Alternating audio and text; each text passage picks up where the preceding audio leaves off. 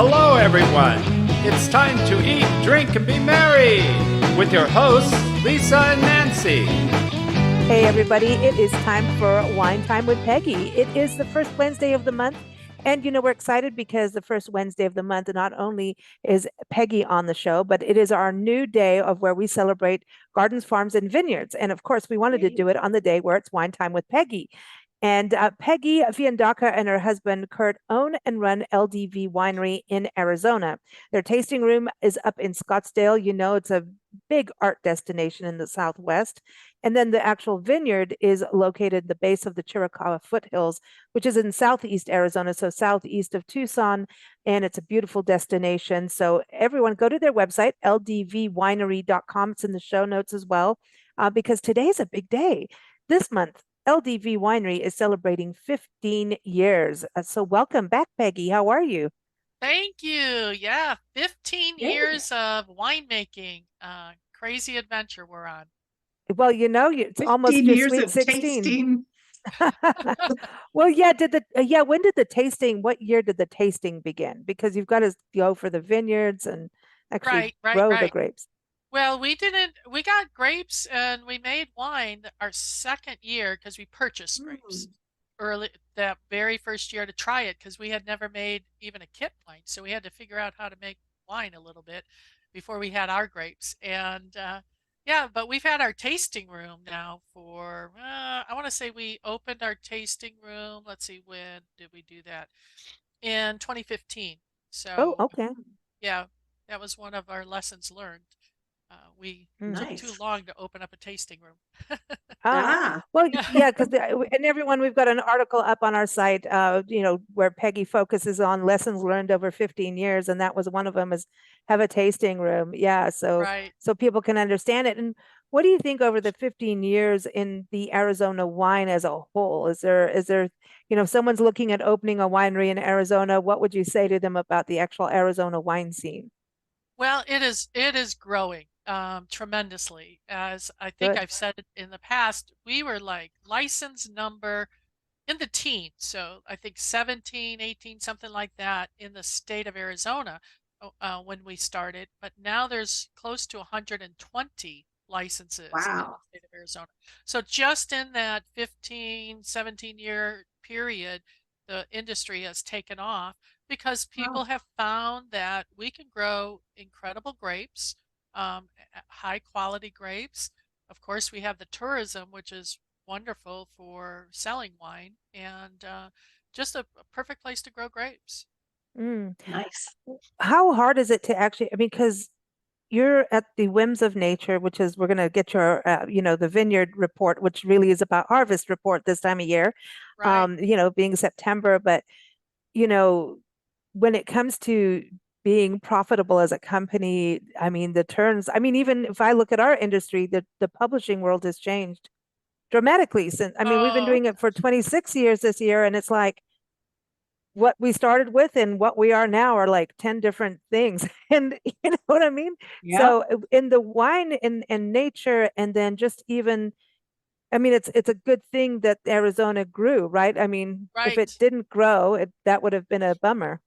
right. Well, it's very challenging to grow grapes in the desert, where we're at. Of course, we're at 5,000 foot elevation, so we're much cooler. So it's not necessarily the heat, but it's what happens during the growing season in Arizona and our regions is the monsoons.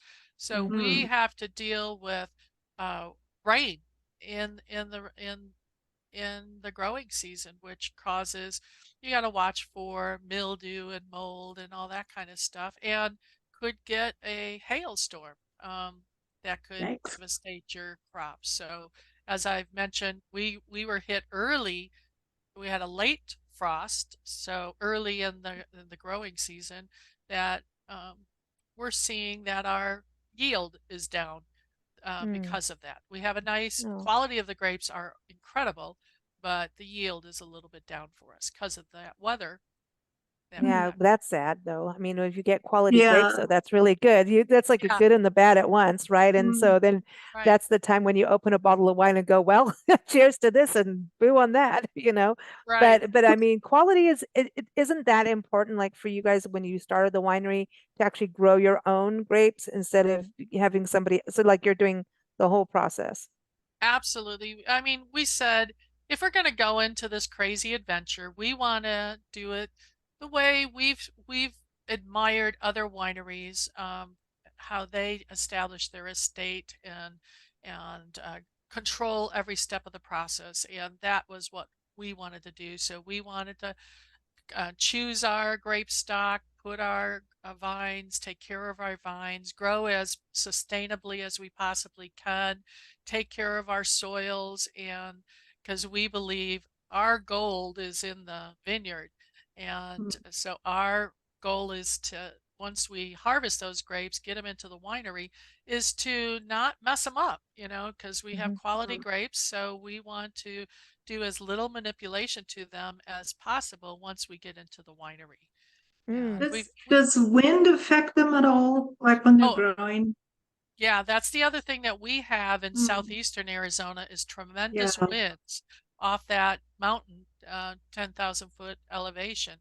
So that makes Mm. it very challenging to have that wind because you can get shattered to the vines. And actually, it was so heavy the winds were a few years ago. It knocked down a whole row of Syrah that was on, Ooh, it was first hit wow. from the winds. So it can be pretty powerful. I mean, that was steel trellising and everything else it knocked down. Wow. Wow. Yeah. And Man. one thing that's interesting too is like you're not far, your tasting room's not far from the vineyard, right? So when I think about like the moving of grapes and making the wine, is it different than if someone's trucking in a bunch of grapes? Can that ruin the grapes? Um, Not necessarily ruin the grapes. It would make me very nervous transporting, again, my gold, which are the harvested grapes or the vines, Yeah. having to travel. But some wineries in Arizona, they have to haul their grapes, 3.5, 4 hours to their Wow. winery. And it's critical Hmm. that you transport them and keep them cold or chilled in some way along the way. And hopefully you don't get in traffic and get caught on the side of the road or get in an accident. I can't even imagine. No, Oh I my know gosh. because I No. remember just when we had Hmm. print magazines hauling like our first batch of magazines and everything's going into newspapers and stuff, but there was our side of it and then waiting for the trucks and hoping everything was right and then saying, we did our press check and then you think everything's going to look, but we did too much of a run. So whenever they would arrive, we'd have to go like, now you need to turn them, send them back. And no, Yeah. the delivery thing. I just worry It's, about like yeah. yeah, I mean, what so happens much if easier online. yeah, but if with your the transporting thing, like you're saying, I mean, what happens if it Yeah. suddenly didn't refrigerate anymore? And that would be your gold down the drain. And that's like a whole year's work. Or the truck breaks down and you're on the side of the road and I'm sure they're transporting before dawn would be the key, harvested and transported before the heat of the day. And what if the truck breaks down and you have to sit on the side of the Yeah. road for a while? I don't know. It's luckily that's not us. That's not what we have to Oh, do. We have a full winery right on site. So as soon as the grapes get harvested, we, start the process mm. on the crush pad. So, See, yeah, What? that's a lot better. Mhm. yes, Yeah, yes, She that's a wants lot. control. She wants I Yeah, control of her gold. That's it. Control the gold. absolutely, right. yep. You- I want to either blame my husband Kurt or myself for any problems. No one That, else. that, yeah, see, that's it. But somehow you brought his name up first. Well done. No, Yeah. just teasing. But one thing too, with this, you're doing your own grapes and you're going out in the desert and doing this where a lot of people would say, why Arizona, right? You could go to Napa, you could go to all these places. So you have a little bit more of an adventure and a challenge. But then the importance of actual Arizona, you know, winemakers and grape growers, all the viticulturists getting together, is it important to work together? I can only imagine it should be the most important thing. Do you help each other? Like, I need a tractor, quick. Or do you guys help each other? And I mean, as a marketing, it's important, right? For Arizona to stand together to make a destination for Right. wines. We talked about that last time, but in regards to helping each other as winemakers and that kind of thing, is that important? Absolutely. It's a small industry in comparatively to others. So we know everyone. I know everyone in Mm. the state that's making wine and have their phone or phone number in my phone so I can Mm. call them. We share, some wineries share equipment. Some, obviously, we share the same picking crews, and that's critical to coordinate. We also have wineries that aren't growing grapes and don't have a winery, so they have collaborative arrangements with other wineries that make their wine for them. So it is really close. We had um, one of the winemakers pass away a few Oh, years ago, and his wife really wasn't involved in the process, and it was right during harvest, and everyone stepped in to help her get through it, and try Mm. to Oh, figure that's out the sweet. business and that type of thing. So, no, I can tell all kinds of stories of that kind of, a tractor is broken and how can I get there? We had the bottler broken and a while oh, I ago, and remember. and Mhm. I had several other wineries saying, "We're not bottling. We can truck our bottler over to your place if you need it. You just let us know." So we had people step up almost immediately to help us out, and Cool. Oh, Very that's it's the like nice. barn beauty. barn. Yeah, that's the Yeah. beauty of a small industry that we share, and we know each other's strengths. And so when someone wants a Cabernet, which is what I we don't grow or make Cabernet, so I know where to send them. Or if someone wants a sweeter wine, that because our wines are zero residual sugar, I know where to send them Mhm. to get a nice wine. So yeah, Uh, it's important. I think it's great because just like even like you're saying, helping with a tractor and things like that, it's all together. I mean, if there's a pest, isn't that important that you're all sharing information too, like that Oh, kind Yeah. of thing? Oh my gosh, and we are really close with the University of Arizona cooperative, and they have a scientist that helps support the industry, and we share information through a database. And then you have the college at the Southwest Wine Center up in Yavapai College, and that's Wow. an important resource for us for the industry. So Hmm. yeah, the Arizona Wine Growers Association also it helps. We're all members of that, and it helps ensure that information about legislation or federal or state are communicated so we can take a stand or lobby or that type of thing too. So, Yeah, I remember back about the glassy wing sharpshooter drama that some of the wineries had to put up with a couple of That was years in back ago. California, Temecula area, I California. think. Yeah. right, right. Yeah, it's bad, and even in the Mm. Northwest, they had some issues with it. I think this year, and California has some Oh, issues this year also. It's not something that I believe is an issue here in Arizona. We have not seen it, but good. Mm. track what's happening in California because a lot of our root stock comes from California nurseries. So it's very important that our root stock that comes is clean and doesn't carry Mm. any of those pests to Arizona. Mm. Um, So but that's when we go through those agricultural checkpoints, you're on board with those then, right? Don't sneak the plants over Mhm. the border. absolutely, it's Yeah. amazing what Yeah. sneaks over. I've never done that before in my life. Mm. Uh-huh.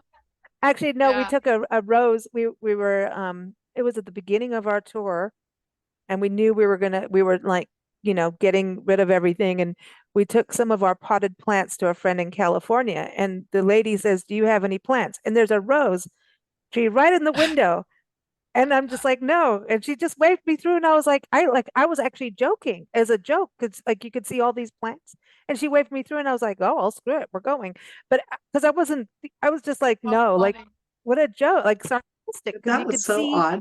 the whole back seat. There was just all these plants, daylilies, roses, you name it. So, but anyway, I won't do that again, Peggy. Now that I know, don't do it. But I Don't took it do from it. Arizona to California, right? Okay. Normally everybody's coming from California to Arizona. Yeah. Awesome. So I took it the Awesome. other way around. But yeah, I mean, it's interesting how everyone needs to work together. What do you see for LDV Winery right now in regards to moving forward? Because there's that time, that point of being successful in a business. Do you expand? Do you stay where you are and maybe expand a little bit over here? That balance. It is a balance. We have room to expand. So I think over the near term, probably next year, we will be planting additional vines, primarily to, over time, you have vines that don't survive, for a Mm, variety of reasons. And so they're called skips. So you might have a row with skips of vines that have died, and we'll go in and count those all up and replace those skips. And we have quite a few because we haven't done that in many years. So we'll definitely be doing that.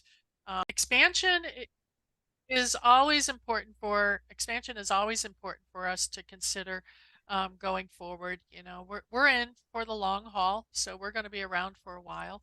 Um, so but we have quite a bit of wine so I think part of our future looks at expanding markets, expanding customer base, and getting out to more people to know who we are and to enjoy our wine. And then, we'll be producing more. Right now, we're about 3,000 cases.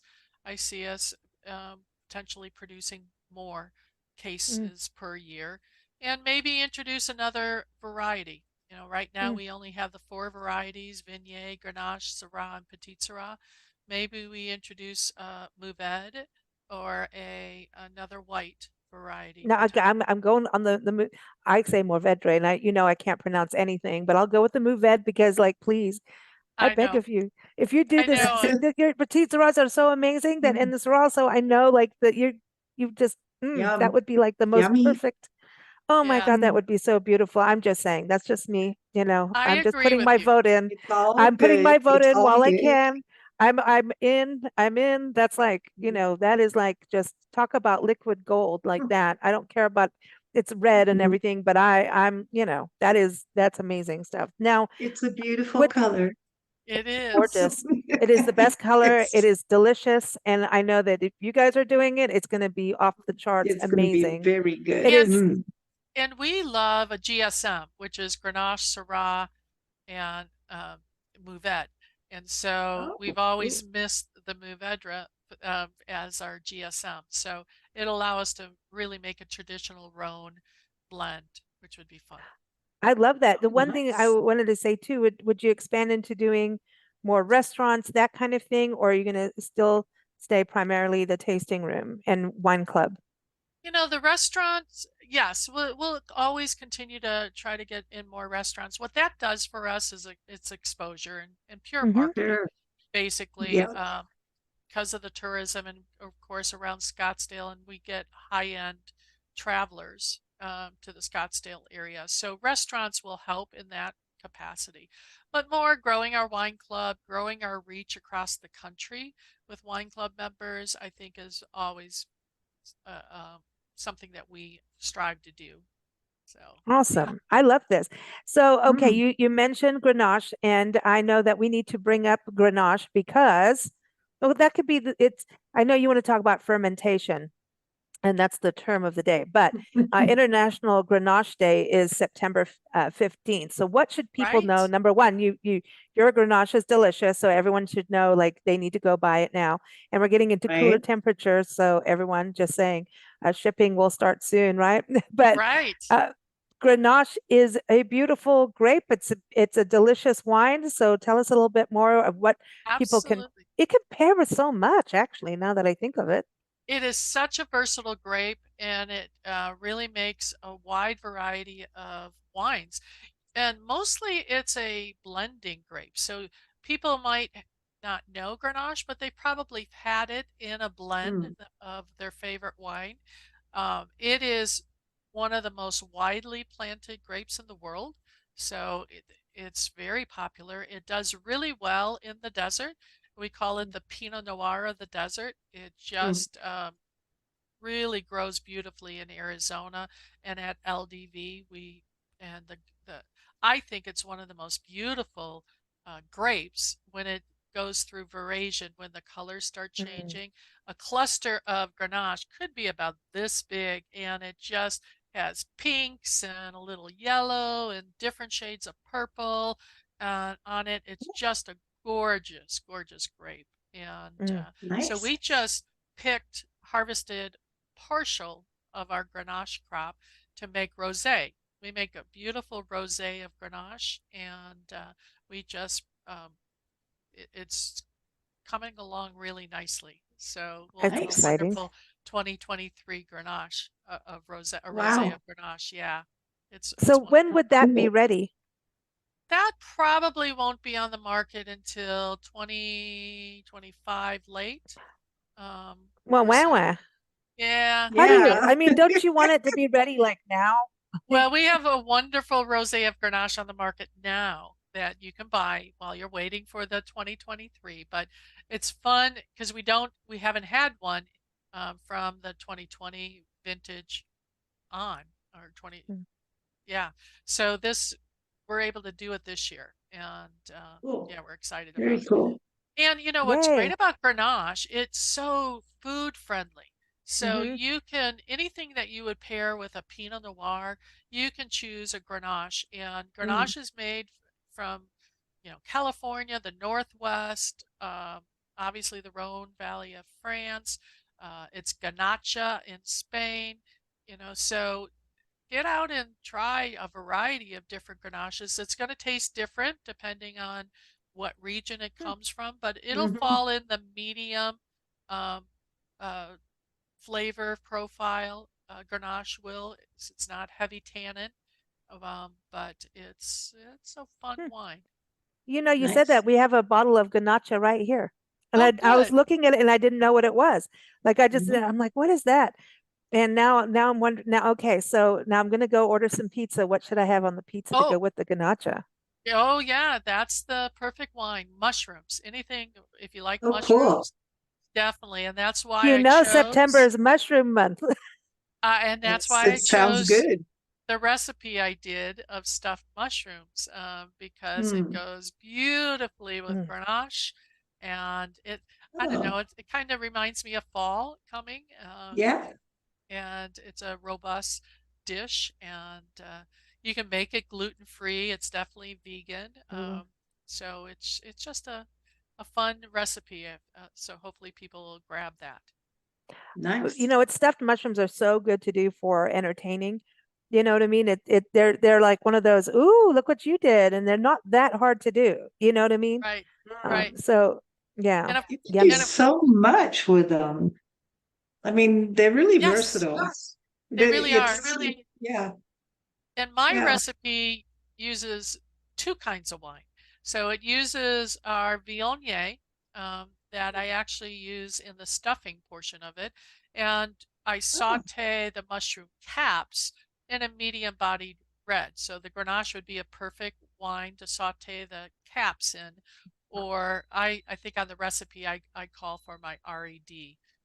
Mm. And the one of the events this month, I'm doing a food and wine pairing demonstration, and the stuffed mushrooms are on my demonstration that I'll teach people how to make them. You're I'm doing a gonna lot of try events that. this month. Huh? Yeah, I know. Yeah, I'm I'm gonna ready. try that.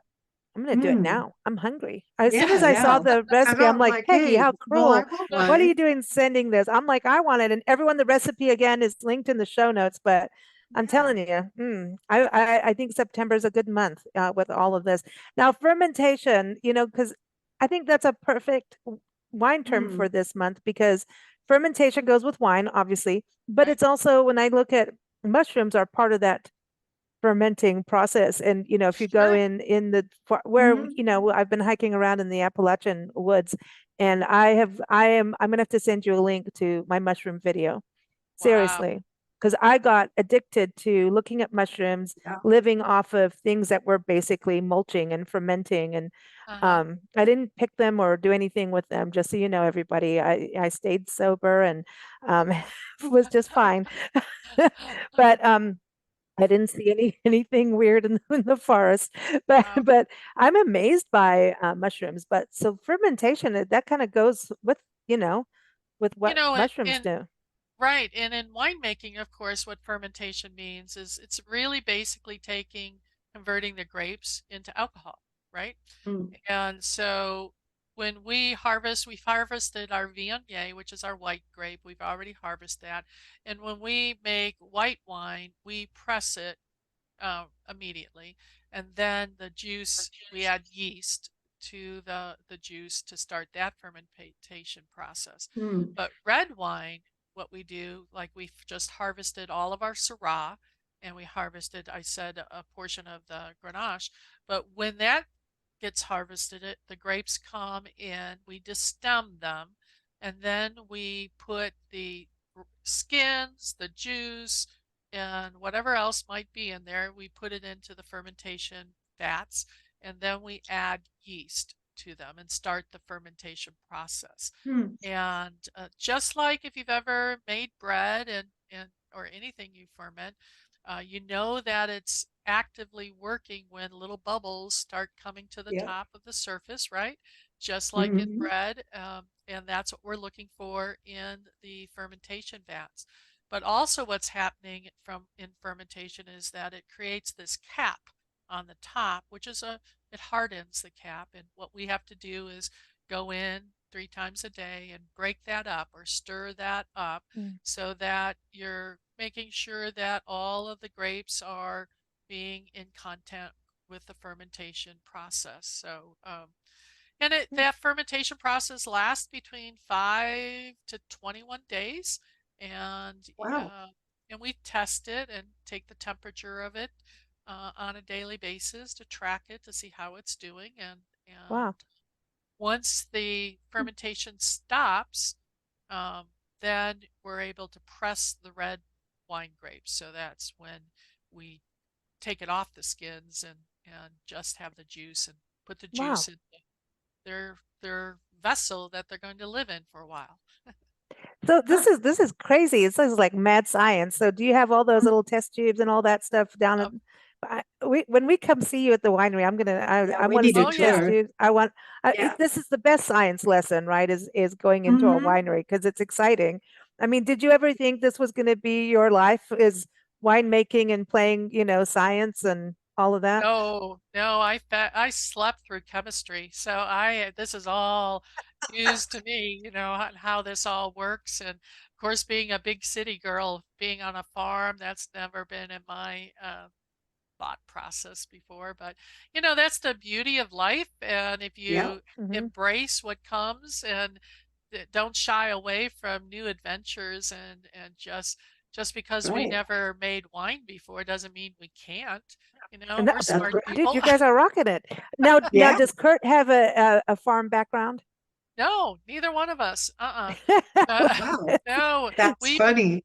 we went in this, like I've always said, it was a midlife crisis. It was something, okay, New. Green Acres. Well, right, we you guys did city planning, and that has got to be one of the most Yeah, stressful that's a things talent. because you're also Wow. having to deal with a community and all the boards and all of that stuff that I can't, like, you Well, know and what I mean? All that kind of stuff. I'm not good. Like thinking that's so far with, ahead. yeah. Well, I yeah, mean, you think about the I mean, patience you had to yeah, do as a in the planning, well, like for communities and cities. That's right. patience. That's like people patience. Now you have to have patience on all kinds of things, but then waiting for the wine. Like, come on. So there's two kinds of patience, which There is absolutely, and I am more patient than Kurt is. He's had to learn patience because he is the farmer and he is the winemaker. He's dealing with it on a daily basis.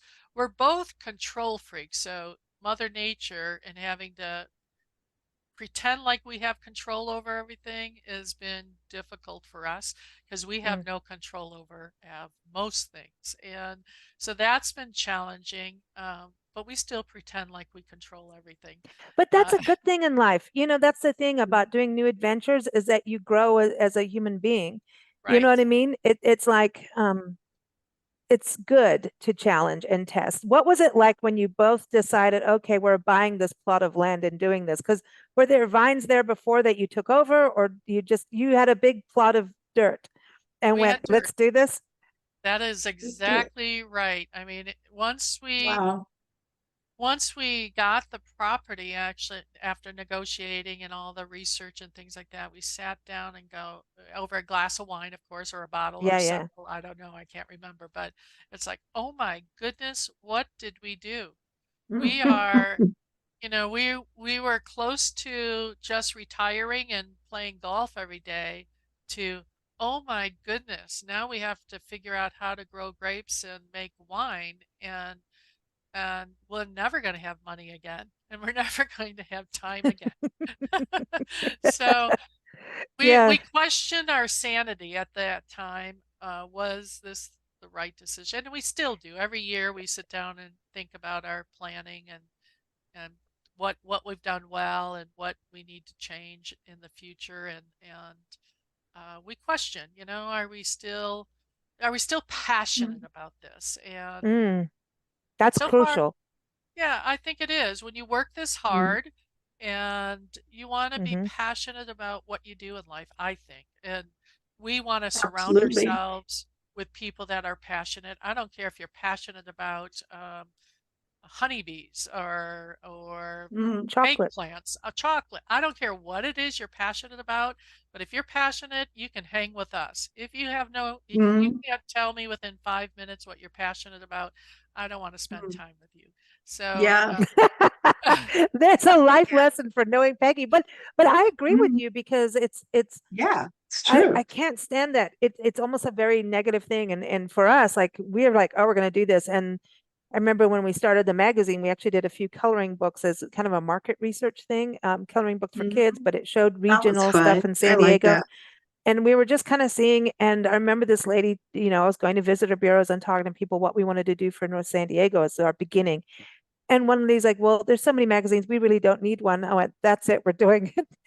Yeah. I'm running home to Nancy. I'm like, Like the, we just got yeah, told we shouldn't do that's it. it. It's like, screw them, we're doing it. the So We're here it doing challenge, is. it. Yeah. Here it is. Well, Look at, yeah, but there's a but difference. There's it's magazines and there's magazines, yeah. So it's They're really different. it's an interesting thing when, and we're always a believer in biting off more than you can chew, and then right, at the same Yeah. time boxing yourself into it to keep yourself going. Because if you don't kind right, of, you have to hold your feet to the fire. More, nobody else can do Mhm. it but you. And right, then you have commitments. And if you always honor your commitments, like you have a wine club. Like if right, you have when you were talking about the lady losing her husband, right, like there's a commitment to the wine club that has to be fulfilled, right? That's part of right. it. Yeah. And so, yeah, it's, you know, owning your own business, whatever it is, being the Yeah. copy store, being a Mhm. publisher, being a Mm, winemaker, it takes a certain kind of person, someone that mm, is really dedicated and hardworking and mm. self-motivated because no one else is going to do it for you. And you're going No. to have to get up every day and do the hard Yep. work that it takes to be successful over time. Yep. And I always say, when people want to get in the wine business, um, I suggest that they don't, because most people would not be successful in it. And they see the glamour part of it. They see the sitting around, having a winemaker dinner and drinking wine with great people, but they don't see, getting up at Mm, 4 a.m. To check on vines or to do punch downs, or when our second year we had all of our I think it was like 50% of our crop destroyed by hail. Oh man. no. They don't see any of those kind of things. The blood, sweat, and tears. The blood, sweat, and Yeah. tears. So it's like I always say, it's like when people say, I want to buy a boat, and someone goes, no, don't buy that boat. Know someone that owns a boat. Same thing with a Exactly. winery. Now, don't get in the wine business, but get close to your winemaker or your favorite grape grower and volunteer and immerse yourself in what they do. And unless you have really deep financial pockets and you are a glutton for hard work, then maybe you Yeah. want this business. Yeah, I understand. I Yep, me too. understand. I know it's like, hey, this is the life. You're leading the life. I'm like, I am, but Right. understand, and I think that that's what I want people to understand so much. Like when you do enjoy a bottle of wine, how much blood, sweat, and tears go into it because this is not an overnight thing. And I think breweries are in, high fashion right now, right? Right. And they have a quicker turnaround. They do. But Yep. but when you look at and it's a craft and I totally respect it and I love a good beer. But wine I really think is important and spirits.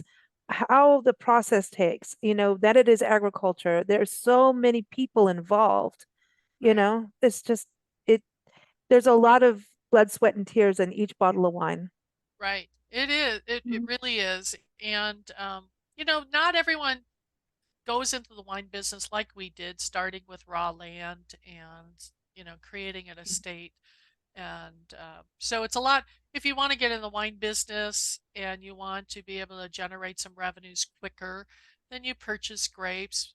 Maybe you don't have grapes in the ground. You have a contract with a vineyard that you're going to buy grapes from them on an annual basis. And maybe you don't even have a winery. You have a contract with another winery to make wine to your specification. And so you can generate revenues a lot quicker than we did by, the way we started. So there's a lot of What different. about people, the private labeling too? That's also Right. something, right? Like a Yeah. resort will say, "Oh, I've got my own wine," like, Right. so I don't know about, we had the Biltmore wine here, Biltmore Estate wine here in Asheville, They North Carolina. purchase, yeah, they purchase grapes, I believe, and make Okay. wine. Yeah. So there's a lot of business models, just like probably in any business that you could. We chose to choose the hardest and most expensive model. Well, and Well, listen, there you go. one day Nancy and I could have the big blend wine. I mean, is that not the perfect name You for could. It is a the big big blend wine. red, the big Yeah. red? We'd have to have the big red blend, Big like, red blend. Yeah, yeah. when you come out, we'll have to over some wine. We'll have to talk about it. Yeah, Yeah, let's make let's a make a red blend. blend. Let's make a Yes. blend. I Yeah, love it. I love it. You cool. do classes on that, don't you? We About, do actually this yeah. month. Every Sunday in September, we're having different kind of celebratory classes. The second Sunday in September is on blending. And so Kurt will come up and we'll blend some, Blending. teach them about how to blend and what our philosophy towards blending is all about. So yeah. Well, I Cool. think that's what's going to happen when we come to visit you. I think we want a That's blending right. class. I think it Okay. makes perfect sense. It is awesome. Well, congratulations. Please give our Yes. congrats to Kurt as well and everybody working at LDV Winery. Everyone, ldvwinery.com is the website. They're on social media, Facebook, Instagram, Twitter, all those places. I don't know if you're on Threads yet. You can hang by a Oh, no. vine. Yeah. Yeah, come on. It's like they should have called it. Well, there was Vine, Twitter, well, X. I don't know what to call it. Yeah. Whatever. Right. I Right. don't know Whatever. what to say, but anyway, thank you so much for joining us again, Yeah. everyone. Peggy is here every first Wednesday. It's always a joy and always something interesting and new to learn. So thank you so much, Peggy. Thank you. Great to see you Okay. guys. Bye-bye.